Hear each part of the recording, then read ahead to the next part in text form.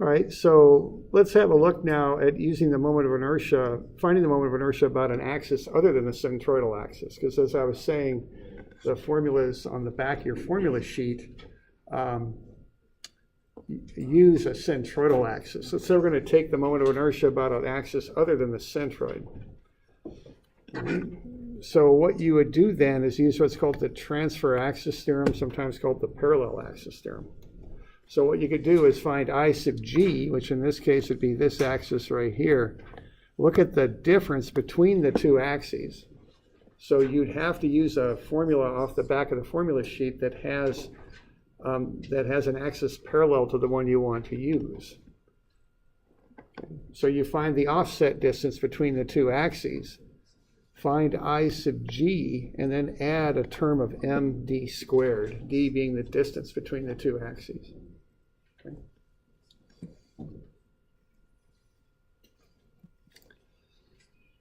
All right, so that's called the transfer axis theorem or the parallel axis theorem. And I didn't put it in here, but there is a bit of a derivation for that. Real quick here. Now this is based not on r squared dm, but this little thing I'm projecting is based on y squared dA, but it's the same idea. Okay. So if you've got a distance of y squared dm for this example to calculate this with, and we offset an axis to a new one. So what we have here is the original axis goes through the center of gravity. We're going to use a different one that's parallel to that. And the offset distance is d. What happens is every y then becomes y plus d. So instead of y squared dm, you get y plus d quantity squared dm. That's what you get. When you expand out that quadratic, you get y squared plus 2 times d times y. Now, that's not a calculus dy, that's a d times a y. Then plus d squared dm.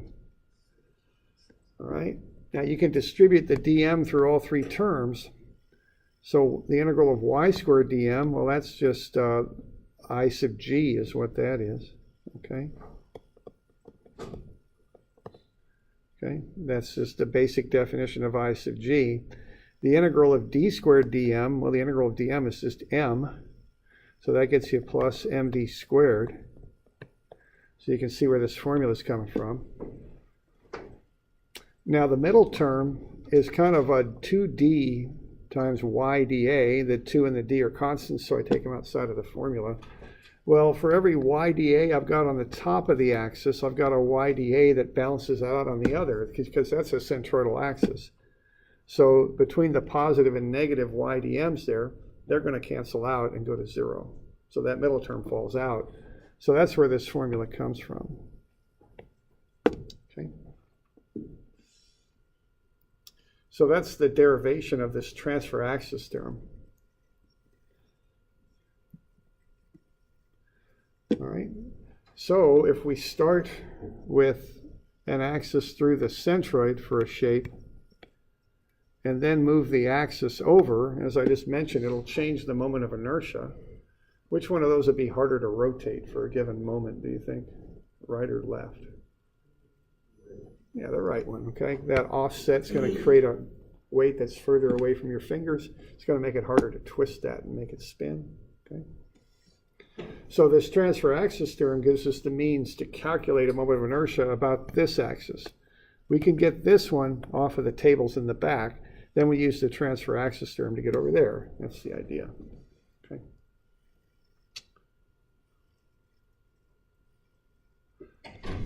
All right, so why don't we go back to that example that we did. If you got room, you could do this on 6:30. So let's say we've got a disk here, and we found its moment of inertia about the z-axis. Let's find the moment of inertia about an axis on the edge of the disk. All right. Now, this is worthwhile kind of taking just a minute and looking at this.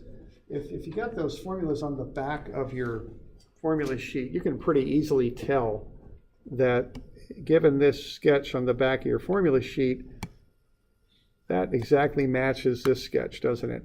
So you can tell that you got to use IGZ, right? Pretty straight up. But this problem, you have to visualize a little bit more. If we have kind of a axis system like this, I'm going to make this x, y, and z coming out of the page. What your axis is that, right?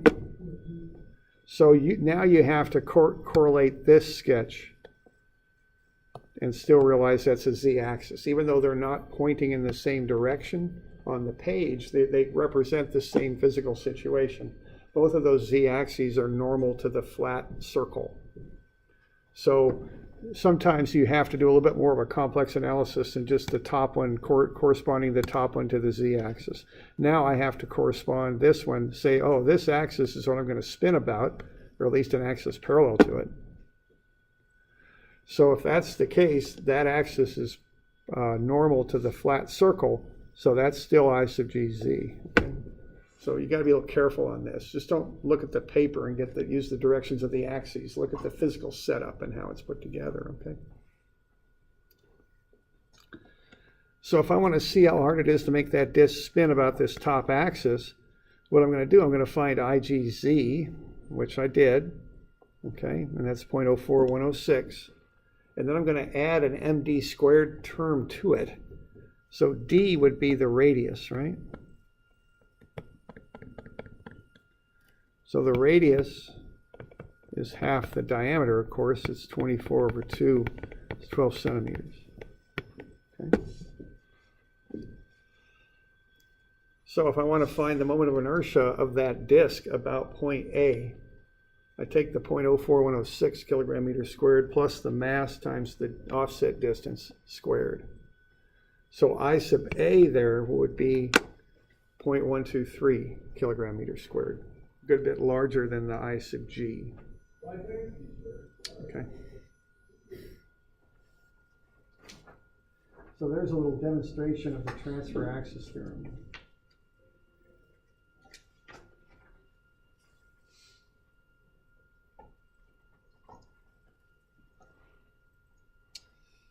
Okay. So let's look at a little bit more involved case on 640 and finding the moment of inertia of that.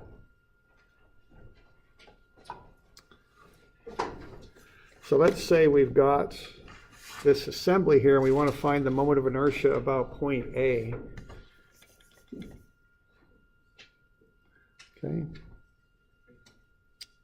Let's see how we would do that. So we just looked at the Sharpie impact tester there just to get an idea of what we're talking about here. So we're looking at how hard it would be to make this thing swing that way, essentially, okay? About a pin joint right there. All right, now you did this stuff on the previous page, so I don't know if you need to be copying it all down again. But this is the exact same assembly that we worked on, not on the previous page, but on page 610. So same information, same volumes, same mass, and same X bar, right? So the table there would be filled in. If you look at the mass and the offset distance, we could fill those in for the rod, the plate, and the circular cutout. Be the same data to fill in there, okay? So 4 kilograms for the rod, 1.478 kilograms for the plate, and importantly, negative 0.278 kilograms for the circular cutout, okay? And then the distance for the rod will be 0.4, and the distance for the plate and the circle cutout will be 0.9, okay? So just like we developed earlier.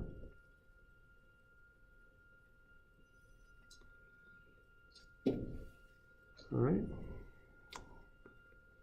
Now, what we want to do next here is look at the formulas to use for these different objects. So if you look at the back of your formula sheet, has everybody got one of these? The formula sheet, I need one. Got one. Okay.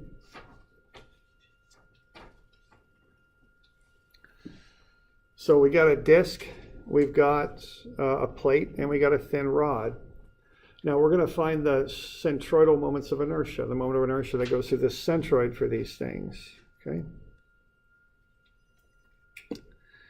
So if we look at our, and look at this and kind of get this configured right, we could use either IX or IY for the rod. And that works for either rectangular or a circular rod, either one, right there. And what is that, 1/12 ml squared? Okay. So what we're doing is we're finding the moment of inertia about the centroid of the rod there. That's the idea. That's what the formula on the formula sheet gives us. Similarly, we're going to find the moments of inertia of a rod normal to the flat plane of a disc and the flat plane of the plate. So in both cases for the disc and the plate, that would be IGZ. Okay. So just be sure you're pulling up the proper formula there that matches what you're working with. So we're going to find the moments of inertia of these shapes about the axes I just gave you. Then we'll use the offset distances in the mass to get the transfer axis term. Okay. So it's 1/12 ml squared, 1/12 m a squared plus b squared, and 1/2 mr squared. So we can just run through those numbers and get the moments of inertia of each of those shapes about their own centroid. So for the rod, it's 1/12 times 4 times 0.8 squared. So that's 0.2133 kilogram meters squared. For the plate, it's 1/12, 1.478 times 0.02 quantity squared plus 0.03 quantity squared. So add the 0.02 squared and the 0.03 squared together, multiply them by 1.478 and divide by 12, and you get 0.016. And then the circular cutout has a negative mass, so that's 1/2 times the negative 0.278 kilograms times the radius, 0.06 squared. And that's negative 0.0005 kilogram meters squared. Okay. Yeah, question there? For the rod, wouldn't you use the moment of inertia about A? Okay, yeah, the question is, for the rod, would you use the moment of inertia about A? And the answer is, yeah, you could. I'm kind of staying standard. I'm doing the transfer axis theorem, but it so happens that it's so common for rods to spin about their ends that they give you the formula not only for the centroid for a rod, but also for the end of a rod at point A. So you could use either formula. And what you're going to do if you do it with the centroid, which is what we're doing, and I'm just doing that just so we get a nice standard approach. So for a rod, if you do it for the centroid, you're getting the 1/12 ml squared. Then the MD squared term would be m times L over 2 squared. And what that is 1/12 ml squared plus 1/4 ml squared. And that ends up equaling, if you go through all the fractions, 1/3 ml squared. And that's the formula, I hope anyway, for the moment of inertia of a rod about its own end. So I'm going to do it this way just because it's a more standard approach, more easily generalized to other things. But it's so common for rods to spin about their own endpoints, like connecting rods and things like that, that they give you not only the centroidal moment of inertia, but the moment of inertia of a rod about its own end. So that's commonly available. Okay. All right, so I've got the mass, I've got the offset distance between axis A and the centers of gravity for each of these three shapes. And then I've got IG for each of the three shapes. So then I just have to plug everything into my table and just run the numbers is what I need to do next.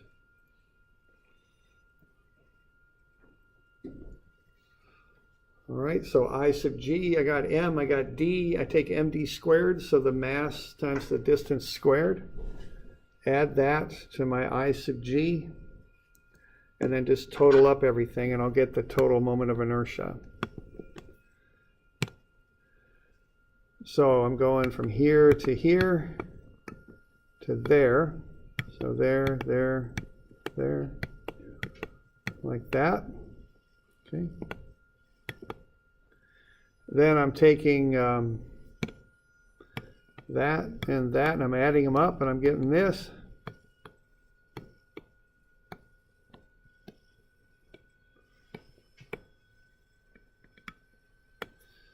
Oops, wrong one there, my bad.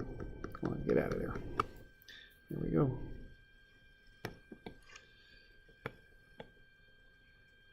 And then I just add the 3 together and get the total. So that's what's going on. Okay. So what I'm doing there, for each shape, I'm getting IG plus MD squared. That's the transfer axis term. And then I add the 3 of them up to get the total moment of inertia. Okay.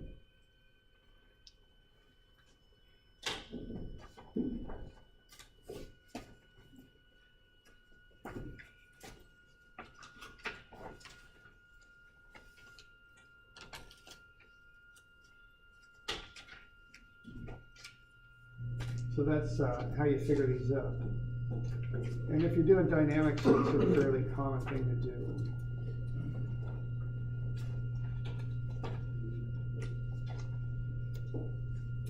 Got any questions on that?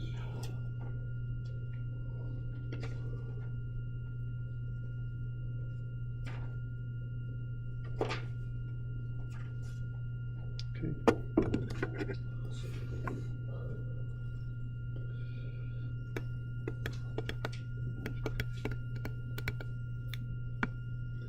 All right, why don't we do some of these for Wednesday?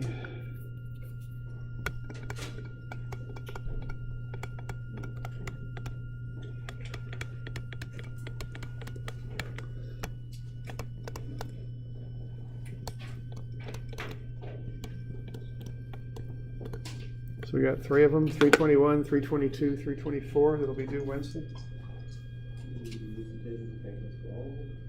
No, just for 321. And I want you to use the tables and calculus. 322 and 323 use the tables. Or excuse me, 322 and 324 use the tables only. Okay. So just use calculus for half of 321. Do it both ways. Okay.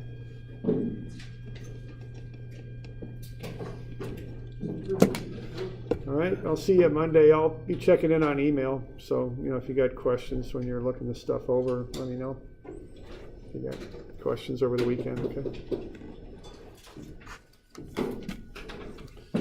All right.